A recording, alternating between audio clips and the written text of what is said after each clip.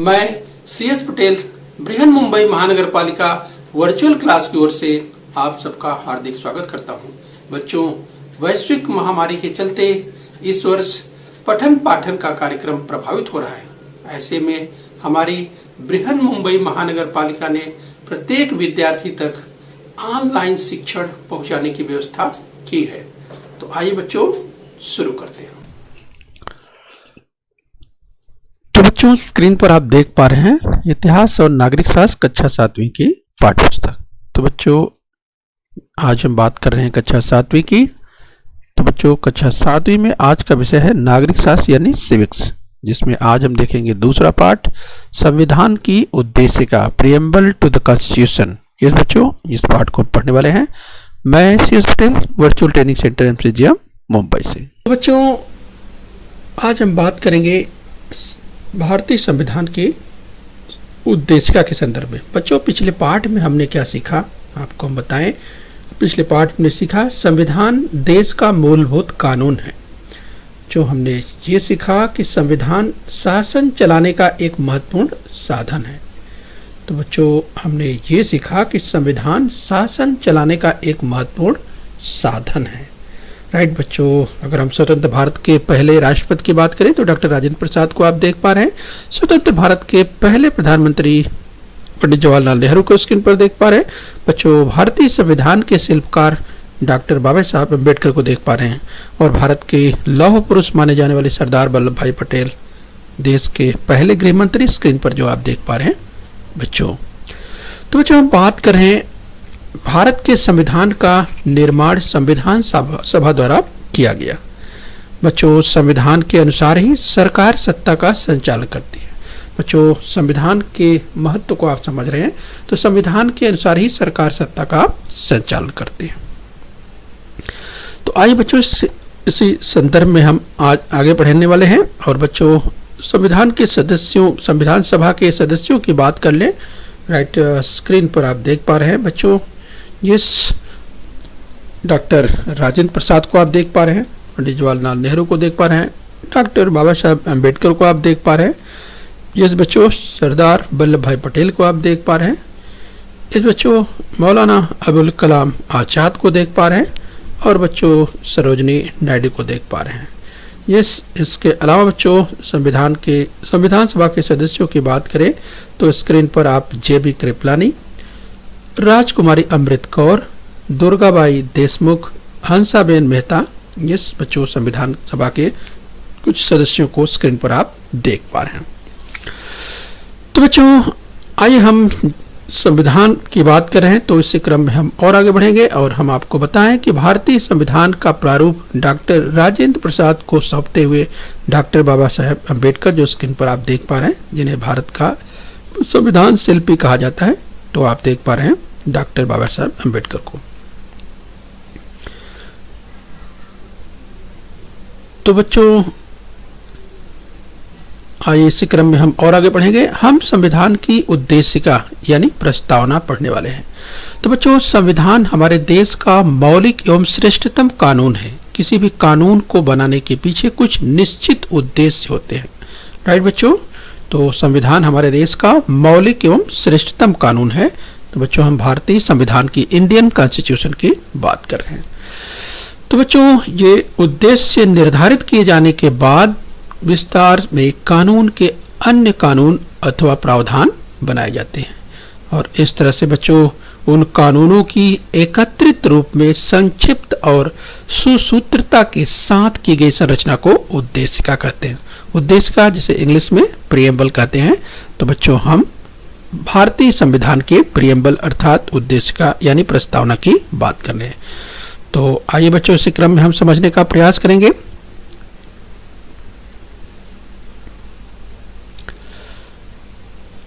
तो बच्चों, स्क्रीन पर आप देख पा रहे हैं, अगर भारत के संविधान की उद्देशिका की बात करें, जिसे भारतीय संविधान की प्रस्तावना या इंग्लिश में बच्चों देख सकते हैं जिसे प्रीएम्बल कहा जाता है। तो बच्चों, भारतीय संविधान की प्रस्तावना की बात करें तो जिसमें देख सकते हैं हम भारत के लोग। तो चलिए बच्चों, स्क्रीन पर आप देख रहे हैं, चलिए हम आपको पॉइंट आउट करते हुए यस।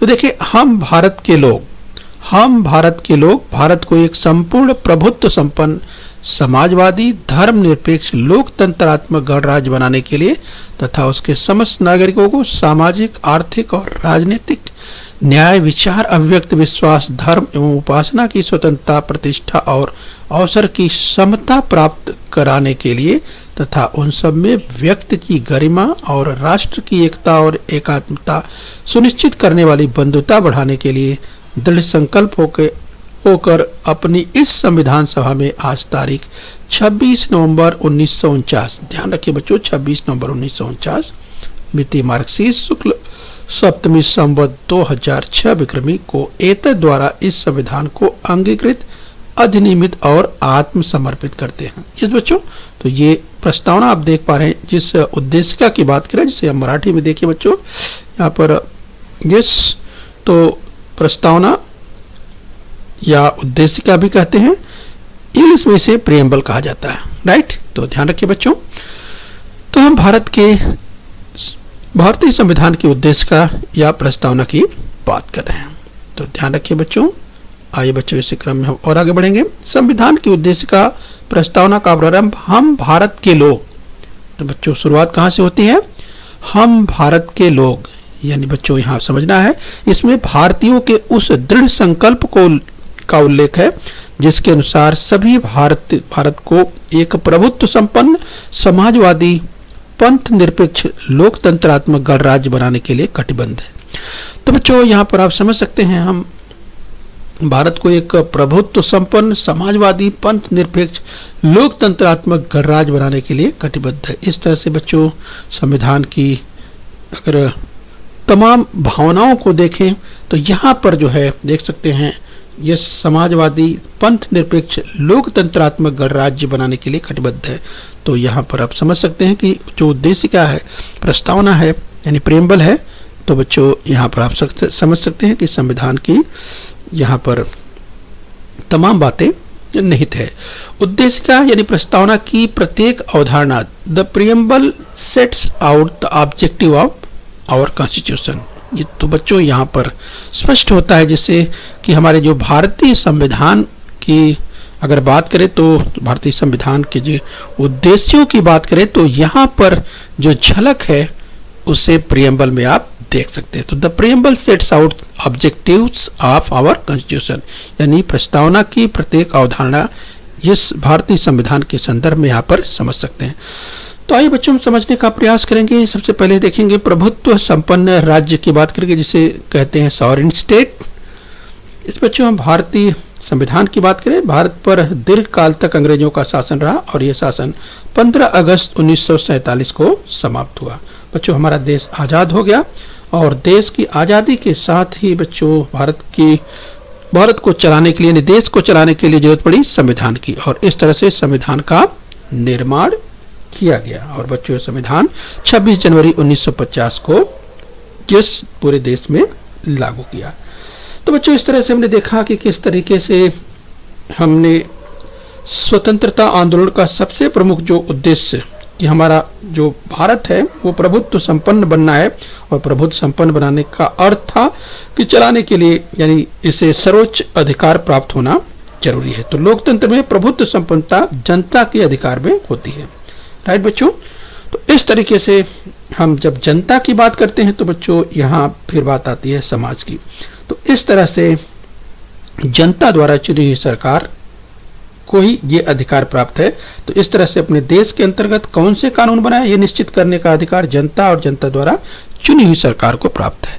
समाजवादी राज्य की बात करें बच्चों, यानी सोशलिस्ट स्टेट की बात करें तो बच्चों सोशलिस्ट स्टेट यानी समाजवादी राज्य उसे कहते हैं जिस राज्य में निर्धन और धनवानों के बीच खाई नहीं होती, यानी प्रयास ये रहता है कि देश की संपत्ति पर सभी का अधिकार हो तथा कुछ लोगों के हाथ में ही सत्ता, यानी सत्ता अर्थात संपत्ति का एकत्रीकरण न होने पाए। तो कुछ लोगों के ही हाथ में संपत्ति का एकत्रीकरण नहीं होना चाहिए, इस तरह की सावधानी बरती जाए।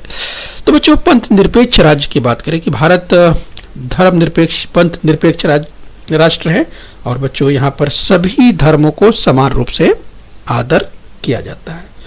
किसी एक धर्म को राज्य के धर्म के रूप में स्वीकार नहीं किया गया। राइट बच्चों, तो नागरिकों को अपने अपने धर्म पालन करने के अधिकार दिए गए। तो हम यहाँ पर बात कर रहे हैं सेकुलर स्टेट की बात कर रहे हैं, पंथ निरपेक्ष राज्य की बात कर रहे हैं। इसके बाद हम समझने का प्रयास करेंगे कि भारत एक लोकतांत्रिक राज्य यानी डेमोक्रेटिक स्टेट के रूप में है।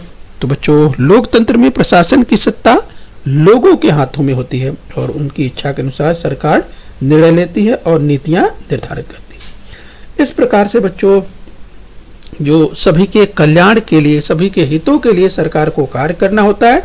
और बच्चों, इसके लिए हमने बात की कि जरूरत पर जो आवश्यकता अनुसार जो चुनाव कराए जाते हैं और चुनाव में मतदाता अपना वोट दे करके अपना प्रतिनिधि चुनते हैं और इस तरह से निर्वाचित जो प्रतिनिधि होते हैं संविधान द्वारा निर्मित संसद कार्यपालिका में प्रवेश करते हैं और बच्चों इसके बाद जो है वे अपनी प्रक्रिया आगे पूरी करते हैं और वहीं से इस तरह से निर्णय लिए जाते हैं। तो संविधान में उल्लेखित प्रक्रिया द्वारा संपूर्ण जनता के लिए निर्णय लिए जाते हैं। तो बच्चों, आगे हम बात करेंगे गणराज्य की बात करें, रिपब्लिक की बात करेंगे। तो बच्चों, हमारे देश में लोकतंत्र के साथ साथ गणतांत्रिक प्रणाली प्रचलित है। गणराज्य में सभी सार्वजनिक पद लोगों द्वारा चुने जाते हैं और कोई भी सार्वजनिक पद वंश परंपरा अथवा विरासत में प्राप्त नहीं होता। राइट बच्चों, तो हमारे देश में जब हम गणराज्य की बात करते हैं, रिपब्लिक की बात करते हैं, तो चाहे राष्ट्रपति हो, प्रधानमंत्री हो, राज्यपाल हो, मुख्यमंत्री हो या महापौर हो, सरपंच जैसे पद जो कि सार्वजनिक होते हैं बच्चों, और इन पर जो शर्त है संविधान के अनुसार, जो विशिष्ट आय पूरा करने वाला यानी जो शर्त है, वो ही नागरिक, भारतीय नागरिक चुनाव लड़ करके यहाँ पर पहुंच सकता है। यस, तो विरासत में किसी एक ही परिवार को इस तरह के पद वंश परंपरा के अनुसार यहाँ पर राज सत्ता प्रणाली इस तरह की चीजें नहीं है, बल्कि संविधान के द्वारा बच्चों हम गणराज्य की बात कर रहे हैं जो संविधान में जो है निहित है, उसके अनुसार जो है यस इनका चयन किया जाता है। तो बच्चों, आइए इसी क्रम में हम और आगे समझने का प्रयास करेंगे। हम बात करेंगे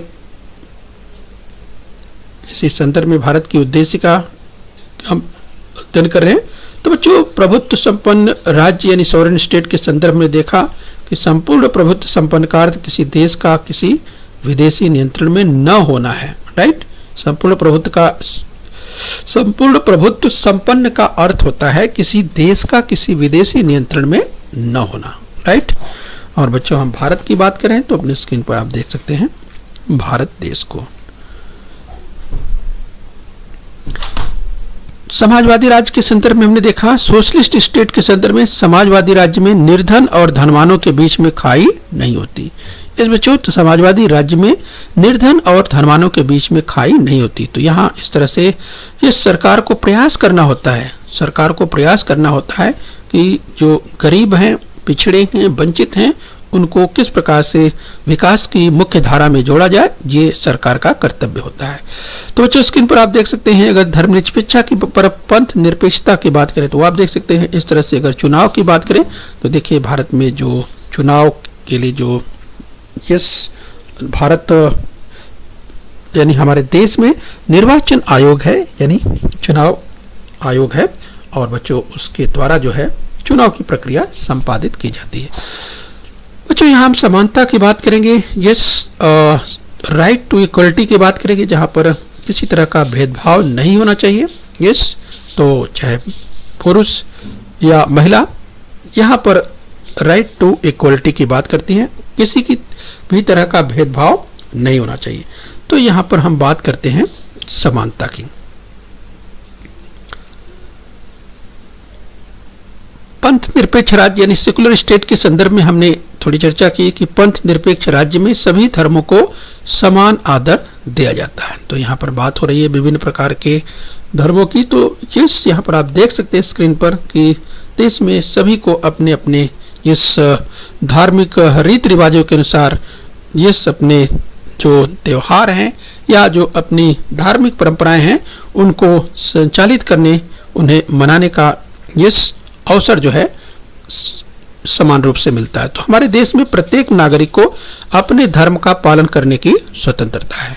तो पंथ निरपेक्ष राज्य में सभी धर्मों को समान आदर दिया जाता है। तो भारत एक पंथ निरपेक्ष यानी सेकुलर स्टेट है, ये ध्यान रखना है।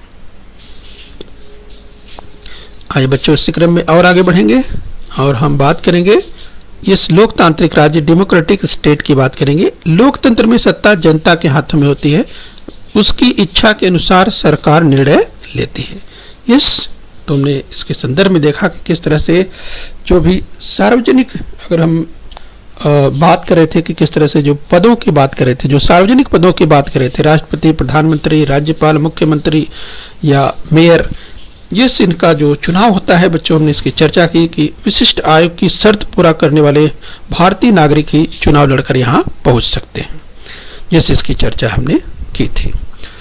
तो इसी क्रम में हम और आगे बढ़ेंगे और गणराज्य के संदर्भ में देखा, रिपब्लिक के संदर्भ में देखा कि देश में लोकतंत्र के साथ साथ गणतांत्रिक प्रणाली यानी गणतांत्रिक प्रणाली, यानी हमने देखा कि किस तरीके से इस जो कोई भी सार्वजनिक पद वंश परंपरा अथवा विरासत में प्राप्त नहीं होता, सभी सार्वजनिक पद लोगों द्वारा चुना जाता है।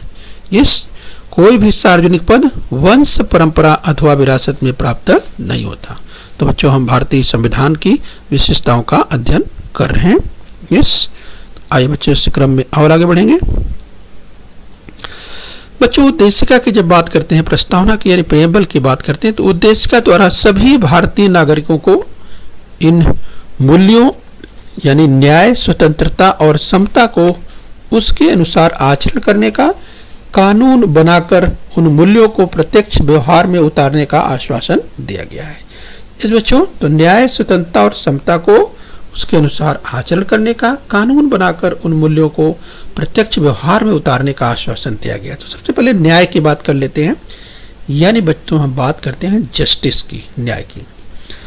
तो न्याय की बात करें बच्चों, तो न्याय का अर्थ ही होता है, न्याय का अर्थ होने वाले अन्याय को दूर कर सभी को उनकी प्रगति हेतु अवसर प्राप्त कराना, यानी अन्याय नहीं होना चाहिए बल्कि न्याय होना चाहिए और सभी को समान अवसर प्राप्त होना चाहिए, सभी का कल्याण होगा। इस दृष्टि से उपायों की योजना करना ही न्याय को प्रस्थापित करना है। बच्चों, उद्देशिका में न्याय के 3 भेद बताए गए हैं, 3 प्रकार बताए गए हैं, जिसमें पहला है सामाजिक न्याय, सोशल जस्टिस। सोशल जस्टिस बच्चों, अगर हम बात करें सामाजिक न्याय की बात करें तो ये बहुत जरूरी है, जिसमें किसी जाति, धर्म, वंश, भाषा, प्रदेश, जन्म स्थान या लिंग के आधार पर भेदभाव नहीं किया जाता। राइट। तो बच्चों, यहाँ पर हम सोशल जस्टिस की बात कर रहे हैं। यहाँ पर देखा हमने कि जाति, धर्म, भाषा, प्रदेश, जन्म स्थान, लिंग के आधार पर किसी तरह का भेदभाव नहीं किया जाता, सभी मनुष्य एक समान हैं। राइट। तो बच्चों, यह बात होती है, ये सोशल जस्टिस की होती है। दूसरा है बच्चों, अगर न्याय की बात करते हैं तो आर्थिक न्याय की हम बात करेंगे, यानी इकोनॉमिक जस्टिस की बात करते हैं। तो बच्चों, इसमें भूख, भूखमरी, कुपोषण जैसी बातें निर्धनता, दरिद्रता के कारण जन्म लेती हैं।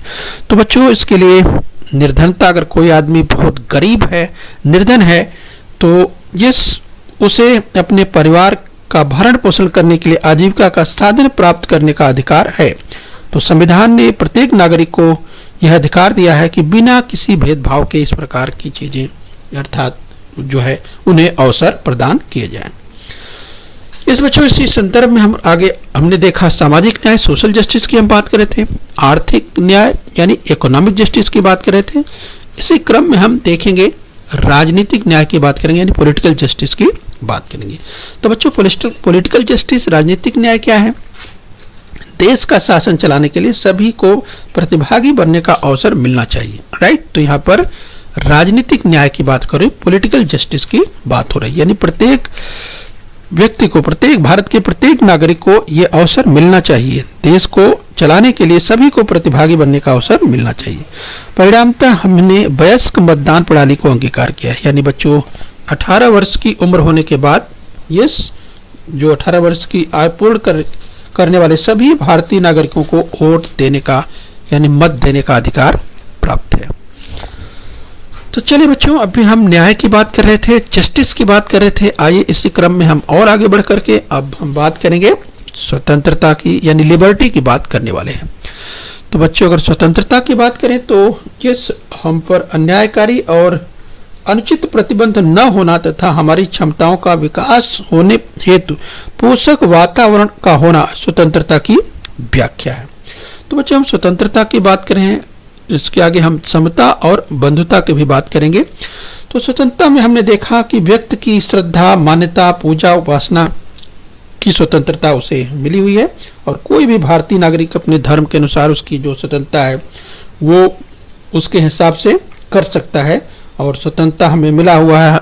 ये सब अपने धर्म के अनुसार त्योहार मना सकते हैं, पर्व मना सकते हैं, ईश्वर की भक्ति, आराधना, पूजा अर्चना की स्वतंत्रता मिली हुई है। हम समता की बात करते हैं बच्चों, तो देशिका में भारतीय नागरिकों को समान अवसर दिया गया है और बच्चों इस सिद्धांत के अनुसार सभी बराबर हैं। जब समता की क्वालिटी की बात करते हैं तो जाति, धर्म, वंश, लिंग या जन्म स्थान के आधार पर किसी तरह का भेदभाव नहीं होना चाहिए। अच्छा, तो बच्चों हम स्वतंत्रता की बात कर रहे हैं, लिबर्टी की बात कर रहे थे, इसके बाद हम समता की बात कर रहे हैं यानी इक्वलिटी की बात कर रहे हैं। ये आप देख सकते हैं किसी भी तरह का भेदभाव जैसे जेंडर के आधार पर यानी पुरुष महिला, यहाँ पर समझ सकते हैं किसी तरह का भेदभाव नहीं होना चाहिए। पुरुष और महिला बिल्कुल बराबर हैं, तो लिंग के आधार पर नहीं, वंश या धर्म या जात के आधार पर नहीं, जन्म स्थान के आधार पर नहीं और व्यक्ति व्यक्ति के बीच में भेदभाव नहीं होना चाहिए। ऊंच नीच, श्रेष्ठ अश्रेष्ठ जैसा भेदभाव नहीं होना चाहिए और उन्नति के अवसर सभी को समान रूप से उपलब्ध कराने चाहिए। तो संविधान की उद्देशिका में एक अनूठे आदर्श अथवा सिद्धांत का उल्लेख मिलता है। इस बच्चों उसका अर्थ बंधुता का निर्माण करने से है, इस और व्यक्ति की गरिमा बनाए रखने का आश्वासन। इस तरह से बच्चों हम बंधुता की अगर फ्रेटर्निटी की बात करें तो बच्चों बंधुता संविधानकर्ता अनुभव करते थे कि केवल न्याय, स्वतंत्रता और समता सिद्धांतों से आश्वस्त कराकर भारतीय समाज में समता उत्पन्न नहीं हो सकती। इसके लिए चाहे जितने कानून बनाए जाए लेकिन जब तक भारतीयों में भाईचारा तो बंधुता का मतलब यहाँ बच्चों यस फ्रेटर्निटी की बात कर रहे हैं, बंधुता की बात कर रहे हैं, इसका मतलब भाईचारा से है यानी भाईचारा होना जरूरी है।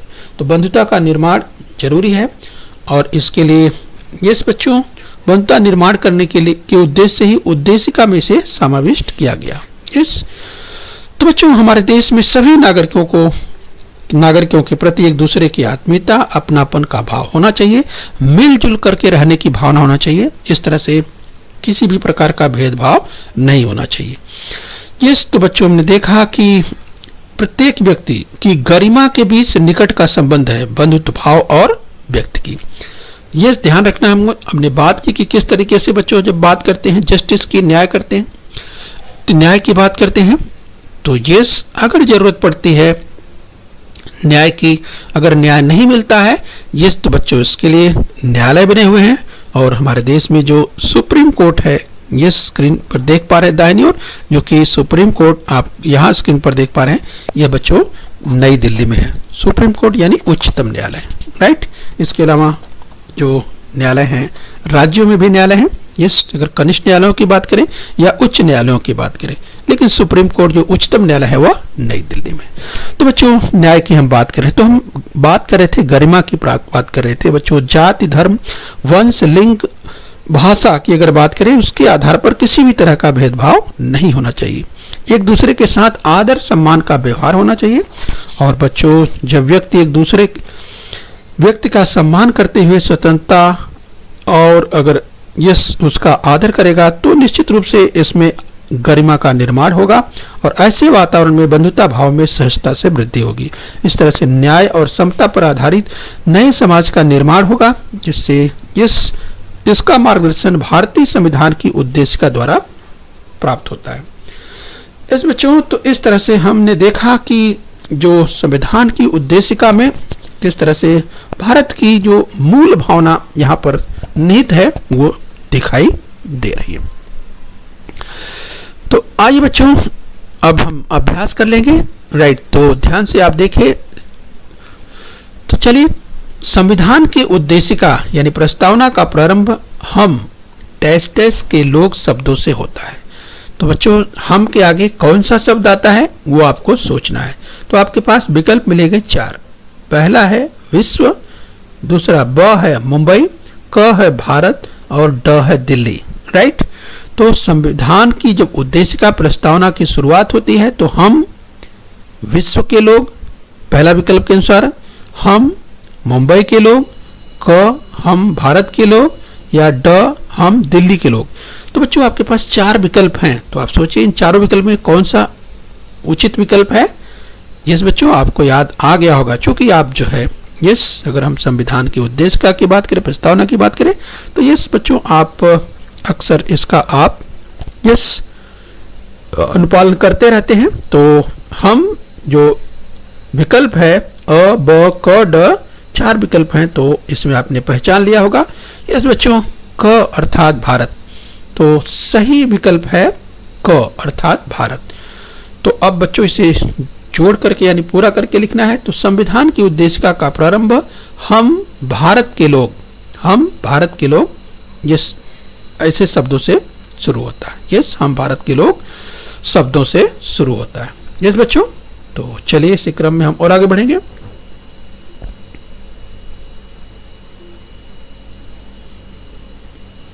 चलिए आपके सामने उचित विकल्प चुनो।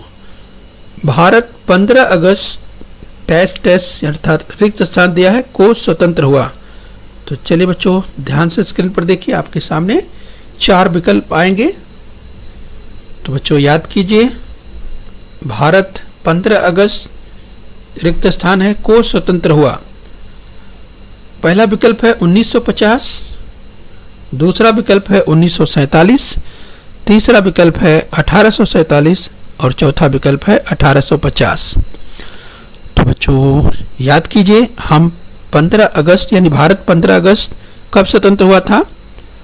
तो बच्चों यहाँ पर जरा भी आपको डाउट नहीं होना चाहिए, जो 1950 दिया हुआ है बच्चों, यहाँ पर कुछ बच्चे संदेह में हो सकते हैं कि 1950 कहीं न कहीं उन्हें गणतंत्र दिवस के संदर्भ में अगर याद आएगा तो सोच लेंगे, क्योंकि 26 जनवरी 1950 को देश का यानी भारत देश का संविधान लागू हुआ था 26 जनवरी 1950 को।